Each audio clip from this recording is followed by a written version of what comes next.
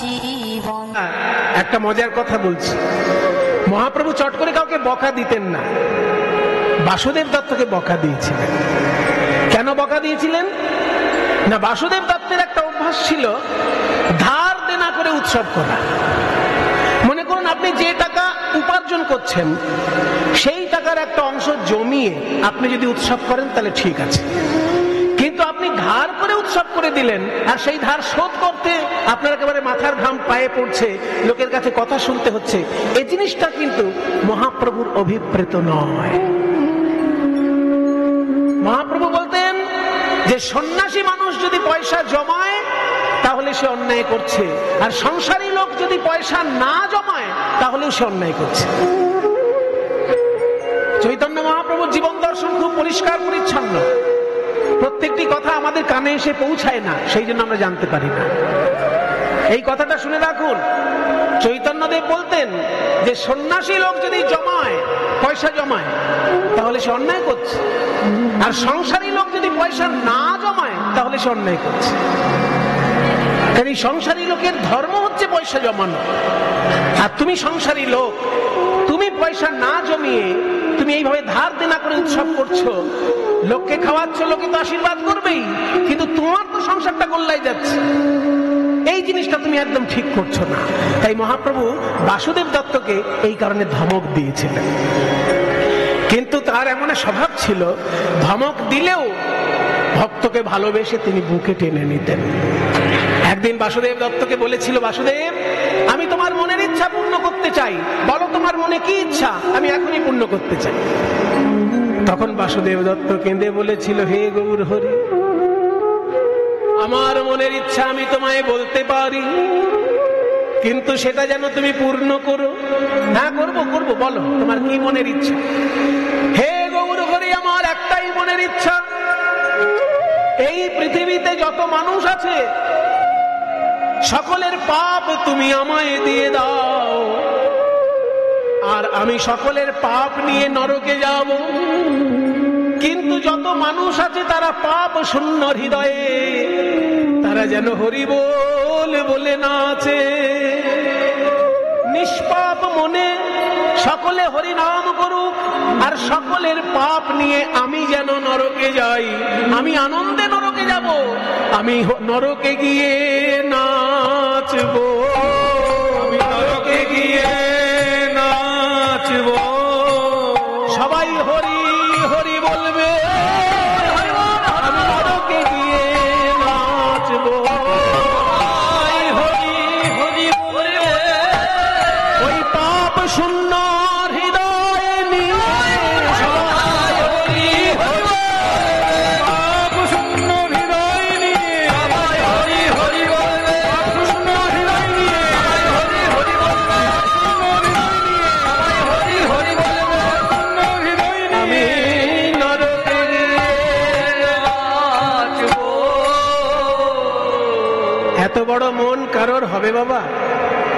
বলছে পৃথিবীর সমস্ত লোকের পাপ আমায় দিয়ে দাও, কোটি কোটি বছর আমাকে নরকে আগুনের তাপ দিক, লোহা দিয়ে খোঁচা দিক, আমাকে অঙ্গ কেটে নুনের ছিটে দিয়ে দিক, যেমন কষ্ট দেবে দিক, কোটি কোটি বছর আমি কষ্ট পাই পাবো, কিন্তু পাপ শূন্য হৃদয়ে সবাই যেন হরিনাম করে। এই হচ্ছে বাসুদেব দত্ত। বাসুদেব দত্ত কাঁদে মুরারি বক্রেশ্বর, বাসুদেব দত্ত কাঁদে মুরারি বক্রেশ্বর।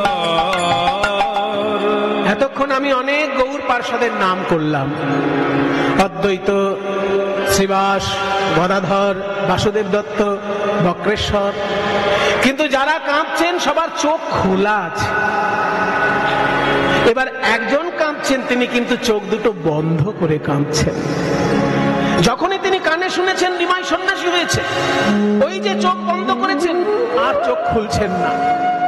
তিনি কে জানেন? মুসলমান পরিবারে জন্মগ্রহণ করেও যিনি প্রতিদিন 3 লক্ষ নাম জপ করতেন, মুসলমান পরিবারে জন্ম নিয়েও তার কৃষ্ণ নামে এত রুচি, এত ভালোবাসা যে প্রতিদিন 3 লক্ষ নাম জপ করতেন। তিনি তিনি হচ্ছেন হরিদাস ঠাকুর। তিনি যখনই শুনলেন যে নিমাই সন্ন্যাসী হয়ে গেছে, অমনি তিনি চোখ বন্ধ করে কাঁদছেন। কাঁদিছেন হরিদাস,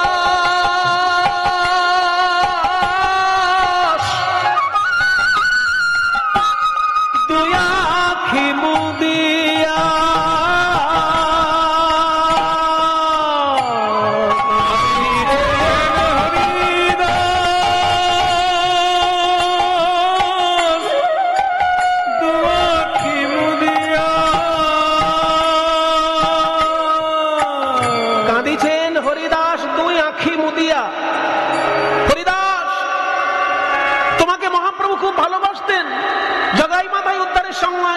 সঙ্গে নিয়ে গেছিলেন, চাঁদ কাজী উদ্ধারের সময় তোমাকে সঙ্গে নিয়ে গেছিলেন, সব সময় তোমাকে সঙ্গে রাখতেন মহাপ্রভু।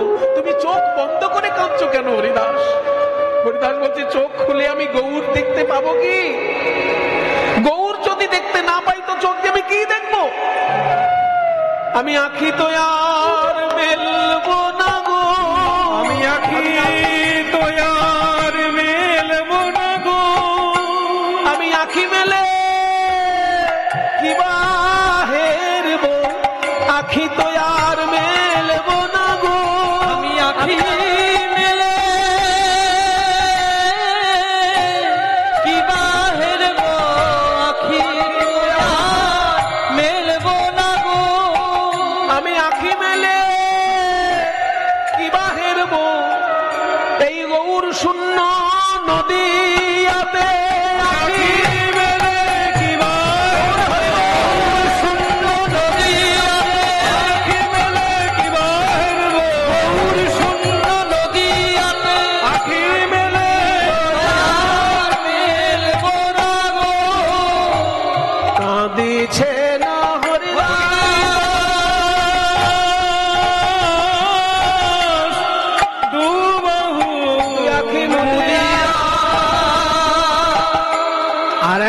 কাঁদছে, কিন্তু তার কাঁদা উচিত নয়। হুমায়রা, গৌরাঙ্গ মহাপ্রভুর দলের মধ্যে এমন একজন আছেন, তিনিও কাঁদছেন, কিন্তু তার কাঁদাটা উচিত নয়। কেন উচিত নয়?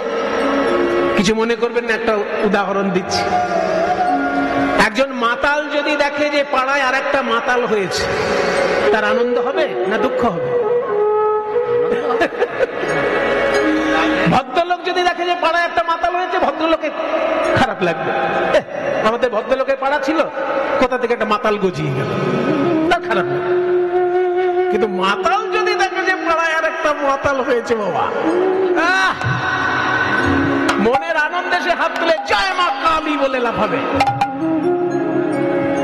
কারণ কোনদিন যদি এমন হয় যে আমার কাছে পয়সা নেই, তো ওর থেকে পয়সা নিয়ে অন্তত একটা দিন কাটিয়ে দেওয়া যাবে। মাতালের দুঃখ বুঝবে। তাহলে মাতাল যদি দেখে আর একটা মাতাল হয়েছে, তার যেমন মনে খুব খুশি হয়, ঠিক তেমনি কোন সন্ন্যাসী যদি দেখে আর একজন সন্ন্যাসী হয়েছে, তারও খুব আনন্দ। কারণ দুটো সন্ন্যাসীর লক্ষ্য একই থাকে, লক্ষ্যটা হচ্ছে জগতের কল্যাণ। কোন মানুষ যদি সন্ন্যাসী হয় বাবা, লোকের বাড়িতে ভিক্ষে করে করে জীবন কাটানোর জন্য সন্ন্যাসী হয় না। এটা যদি কেউ করে থাকে, সে অন্যায় করছে। সন্ন্যাসীর লক্ষ্য হচ্ছে মানুষের কল্যাণ। মানুষ জপ তপ করতে পারবে না, সেই জন্য মানুষের হয়ে সন্ন্যাসী করে। কঠিন কঠিন তপস্যা সাধারণ মানুষ পারবে না, সাধারণ মানুষের হয়ে সন্ন্যাসী করে। তাই সন্ন্যাসীর কাজ হচ্ছে জগতের কল্যাণ। কল্যাণের জন্য সে গৃহত্যাগ করেছে, আত্মীয় স্বজন ত্যাগ করেছে, বাবা মা ত্যাগ করেছে, মানুষের কল্যাণের জন্য। তাই জন্য কোন সন্ন্যাসী যদি দেখে যে আরেকজন সন্ন্যাসী হয়েছে, তার খুব আনন্দ হয়, সে নাচতে থাকে যে জনগণের কল্যাণের জন্য আমি যেমন ঘর ছেড়েছি, তেমনি আমার আরেকটা ভাই আছে যে জনগণের কল্যাণের কথা ভেবে গৃহত্যাগ করেছে। তাই নিত্যানন্দ তো নিজে সন্ন্যাসী। তিনি যখন দেখলেন গৌরাঙ্গ সন্ন্যাসী হয়েছে, তাহলে তার দুঃখ করা উচিত না আনন্দ করা উচিত? নিত্যানন্দ তো গৃহত্যাগ করে এসেছেন মানুষের কল্যাণের জন্য। সকলকে তিনি গোলকে পাঠাবেন বলে গৃহত্যাগ করেছেন। তা গৌরাঙ্গ মহাপ্রভুর তো উদ্দেশ্য তাই, যে সকলকে আমি গোলকে পাঠাতে চাই, ওই জন্য আমি গৃহত্যাগ করেছি। তাহলে দুজনের উদ্দেশ্য যদি এক হয়, গৌরাঙ্গের সন্ন্যাসে নিতাই কেন কাঁদবে?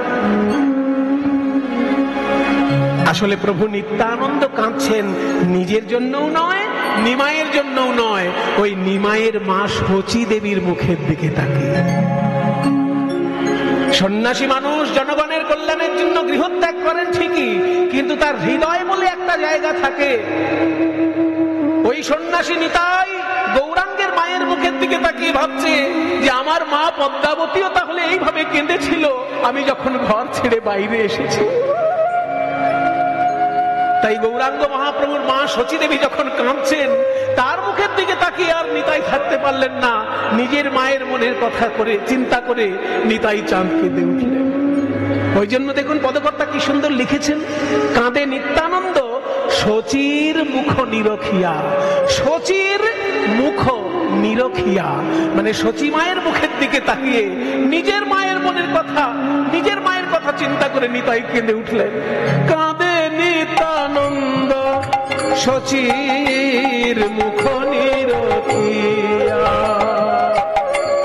কাঁদে নিত্যানন্দ শচীর মুখ নিরখিয়া। আমার শচী রানী হবে পাগলিনী, আমার শচী রানী পাগলিনী। ওই হারায়ে গৌর গুণমণি, আমার শচী রানী হবে পাগলিনী। হারায়ে গৌর গুণমণি, মায় আমার যেন মনি হারা খনি। হারায়ে গৌর গুণমণি, যেন মনি হারা খনি। হারায়ে গৌর গুণমণি, যেন মনি হারা খনি। শচী রানী পাগলিনী। তাই কাঁদে নিত্যানন্দ শচীর মুখ নিরখিয়া। এইবার আমি বলবো তার কথা যিনি এই গানটি রচনা করেছেন। হে ভক্তগণ, এত সুন্দর পরিষ্কার পরিচ্ছন্ন বর্ণনা যে পদকর্তা রচনা করেছেন তিনি মহাপ্রভুর প্রিয় গায়ক, তার নাম বাসুদেব ঘোষ। তিনি আজকে দুঃখ করে বলছেন যে আমার পরম সৌভাগ্য যে আমি গৌরাঙ্গ মহাপ্রভুর কাছে গান শিখেছি জানো, আর সেই গৌরাঙ্গ মহাপ্রভু আজকে সন্ন্যাসী হয়ে গেল, কে আমাকে কীর্তন শেখাবে ভাই? আর অত মধুর কীর্তন জানেই বা কে? তার কণ্ঠের কীর্তনে যে পাথর গলে যায়, আমার নিমাইয়ের কণ্ঠের কীর্তনে যে পাথর গলে যায়। বড় সুখময় কীর্তন প্রভু আমার করিত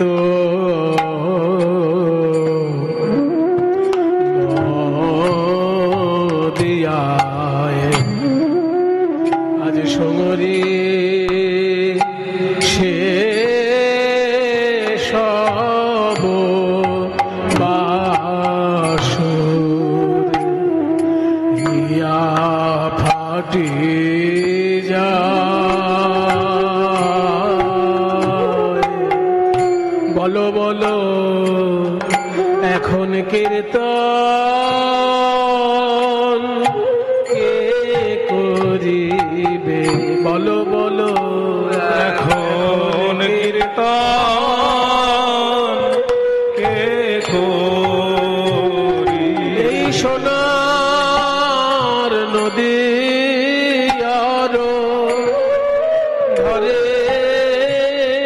ঘরে এখন কীর্তন কে করিবে?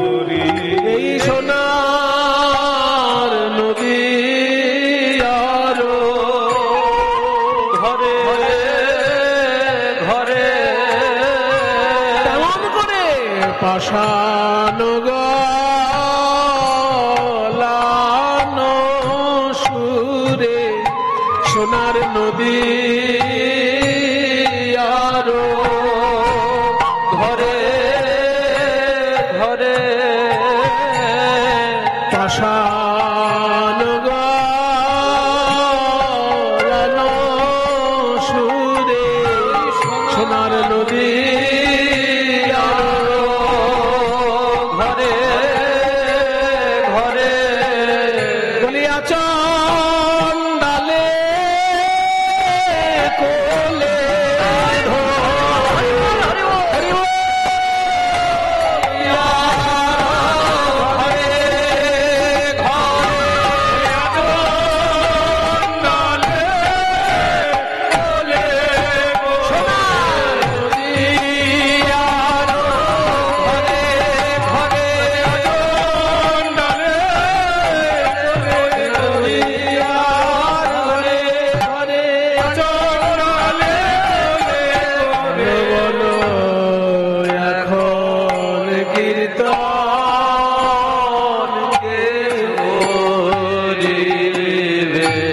সুখময় কীর্তন করিত নদিয়ায় আজ সমরি সব বাসর হিয়া ফাটি যায় সমরি সব বাসুর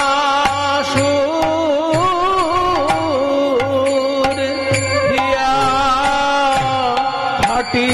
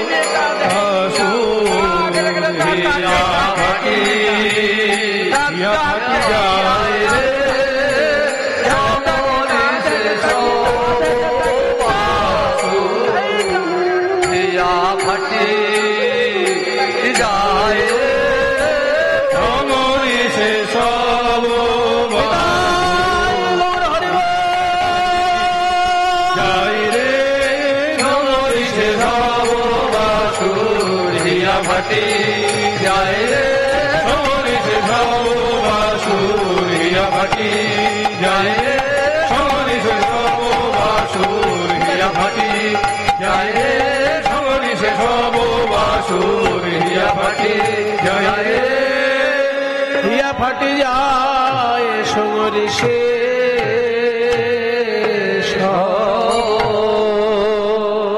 বন্দে নন্দ ব্রজ স্ত্রীনাম পাদরে নমভিষণ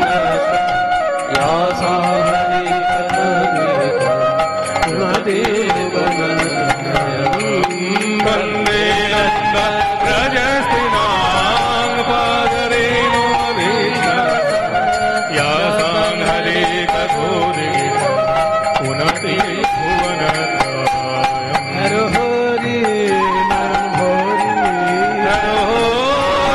नयन भोरि गोपी वल्लभ राधा मदन